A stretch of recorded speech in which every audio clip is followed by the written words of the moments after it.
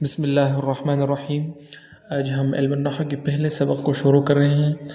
علم النحو کی جو تعریف ہے اس کو ہم نے پہلے پڑھا تھا۔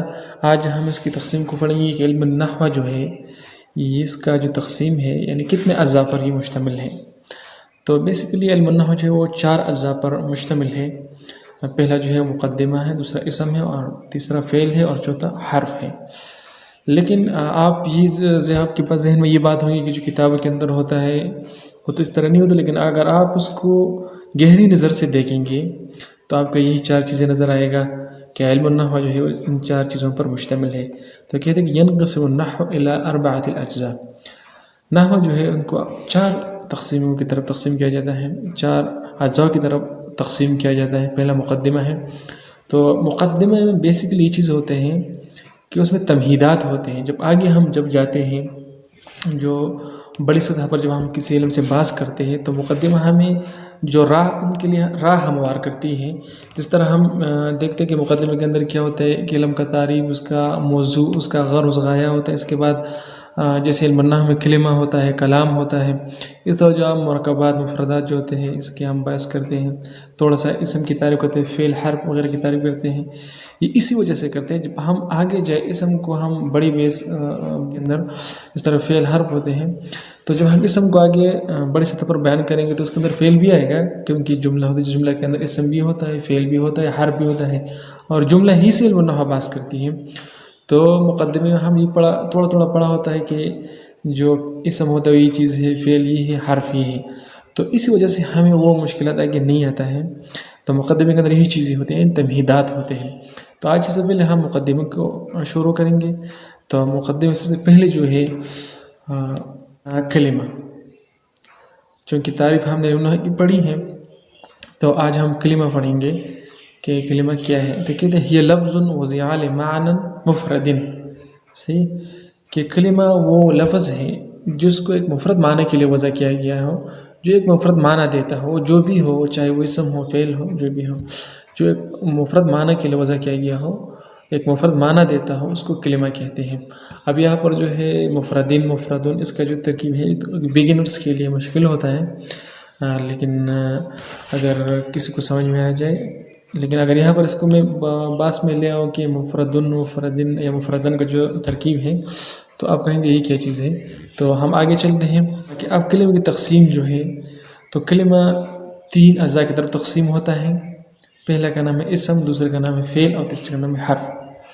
تو کلمہ کے اندر 3 تقسیم ہوتے ہیں، وہی اعلیٰ 3 اقسام، اور کلمہ کی 3 قسمیں ہیں، جو پہلا اسم، دوسرا فعل ہے، اور تیسرا حرف ہے۔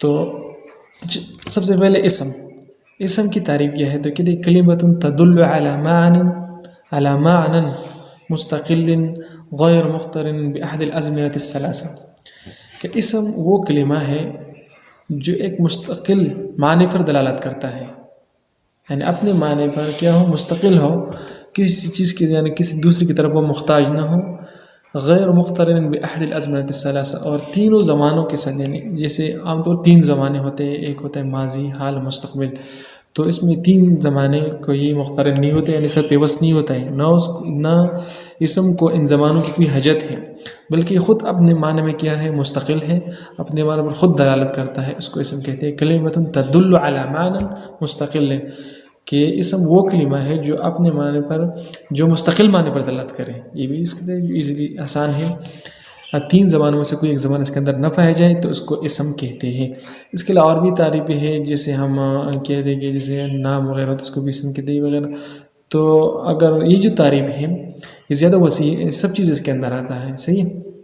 جیسے مثال ہو گیا کہ زید و بکر، اس زید ہو گیا ایک اسم ہے، تو یہ اپنے معنی پر ایک مستقل دلالت کرتا ہے کہ زید ایک شخص کا نام ہے، اور بکر ہو گیا تو بکر بھی مخصوص شخص کا نام ہے، صحیح۔ نہ اس کے اندر ماضی ہے، نہ حال ہے، مستقبل ہے، کوئی ایک زمانہ بھی اس کے اندر نہیں پایا جاتا ہے، تو اس کو عربی میں اسم کہتے ہیں۔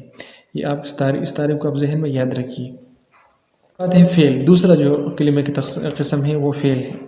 تو فعل کیا ہے؟ کلمۃ تدل علی معنی مستقل، کہ فعل جو بھی ہوتا ہے وہ ایک مستقل معنی پر دلالت کرتا ہے، لیکن اس کے اندر ایک بات ہے، وہ کیا ہے؟ مقترن باحد الازمنة الثلاثة، تین زمانوں میں کسی ایک زمانے کے ساتھ یہ مقترن ہوتا ہے یعنی پیوست ہوتا ہے. فعل جو ہے اپنے معنی پر مستقل دلالت کرتا ہے، لیکن اس کے ساتھ ساتھ تینوں زمانوں یعنی فعل یعنی ماضی، حال، مستقبل میں سے کوئی ایک زمانہ اس کے اندر پانا ضروری ہے. کوئی ایک زمانہ اس کے اندر ضرور ہوگا، چاہے وہ ماضی ہو یا حال ہو یا مستقبل ہو. جیسے کہ ضربہ یضرب، جیسے ضربہ ہوگی، یہ فعل ماضی ہے، اس کے اندر کون سا یہ اپنے معنی پر مخصوص دلالت کرتا ہے، مستقل دلالت کرتا ہے کہ ماضی میں ایک شخص نے مارا اس کو. لیکن یہ کیا ہے، اس کے اندر زمانہ بھی پایا جاتا ہے، وہ کیا ہے ماضی یعنی گزرا ہوا زمانہ. اس طرح یضرب ہو گیا، یضرب چونکہ فعل مضارع ہے اور یہ اپنے معنی میں بالکل مستقل ہے، اور اس کے اندر مستقبل کا معنی بھی پایا جاتا ہے اور حال کا معنی بھی پایا جاتا ہے. کیونکہ فعل مضارع ہم پڑھیں گے علم صرف کے اندر کہ فعل مضارع کیا چیز ہے عربی میں، تو اس کے اندر استقبال کا معنی بھی ہوتا ہے یعنی فیوچر بھی ہوتا ہے، اور اس کے اندر پریزنٹ کا معنی بھی دیتا ہے. جو تیسرا قسم ہے وہ حرف. تو حرف کیا ہے؟ کلمۃ تدل علی معنی غیر مستقل، کہ جو حرف ہوتا ہے وہ اپنے آپ پر اپنے معنی پر مستقل دلالت نہیں کر سکتا. حرف جو ہے وہ ایک معنی پر مستقل معنی پر دلالت نہیں کرتا. ولا يفهم معناه بدون ضم كلمة أخرى، اور حرف کا جو معنی ہے وہ سمجھ میں نہیں آتا جب تک وہ دوسرے کلمے کے ساتھ نہ ملے. جب وہ دوسرے کلمے کے ساتھ مل جاتا ہے تب اس کا معنی سمجھ میں آتا ہے کہ اس کا مطلب یہ ہے. صحیح ہے. تو حرف کا یہ ہو گیا کہ یہ اپنے معنی میں غیر مستقل ہوتا ہے، اپنے معنی پر مستقلاً دلالت نہیں کر سکتا، اور اس کا جو معنی ہے دوسرے کلمے کے ملائے بغیر اس کا معنی سمجھ میں نہیں آتا. جیسے آپ دیکھیے کہ من، الی، عن، تینوں، من بھی حرف ہے، الی بھی حرف ہے، اور عن بھی کیا ایک حرف ہے عربی کے اندر. تو من کا معنی ہمیں سمجھ میں نہیں آتا، یہ تب آئے گا جب اس کے ساتھ دوسرا کیا ہے یعنی دوسرا کلمہ مل جائے. صحیح ہے. اس طرح الی کا معنی ہے، یہ تب ہمیں پیدا دے گا، تب ہم اس کو سمجھیں گے جب اس کے ساتھ دوسرا کلمہ مل جائے. اس طرح عن بھی ہے. یہ تو جب ہم آگے جائیں گے تو انشاءاللہ اس کو ہم اچھی طریقے سے پڑھیں گے. یہ تو اس کا مختصر تعریف ہے ان تینوں کی.